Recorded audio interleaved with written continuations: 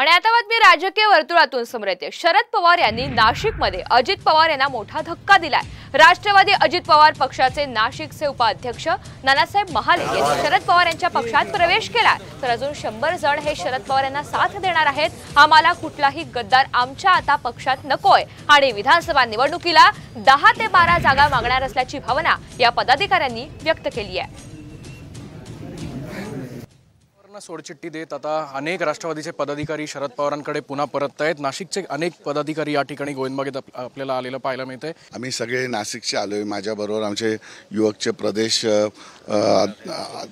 कार्याध्यक्ष आहेत, आमचे जिल्हाध्यक्ष, आमचे शहराध्यक्ष बाळानेगर आणि आम्ही सगळे पदाधिकारी आणि मोठी टीम, नाशिकची पहिली बॅच म्हणता येईल ती आज या ठिकाणी गोविंदबागेत प्रवेश करते आहे। तिथले युवक अध्यक्ष असतील, ज्येष्ठ सगळे नेते असतील, बरेच पदाधिकारी जवळ 100च्या संख्येनं आज या ठिकाणी प्रवेश होणार आहे। इथून मागच्या काळामध्ये ज्यावेळेसपासून पवार साहेब कृषी मंत्री होते त्यावेळेसपासून कांद्याच्या बाबतीत असेल, कृषी मालाच्या बाबतीत असेल, इतर सबसिडी असतील, यासाठी शरद पवार साहेबांनी नाशिक जिल्ह्याचा पूर्ण कृषी क्रांती केलेली आहे। त्यामुळे तो शेतकरी हा कायम पवार साहेबांसोबत असतो।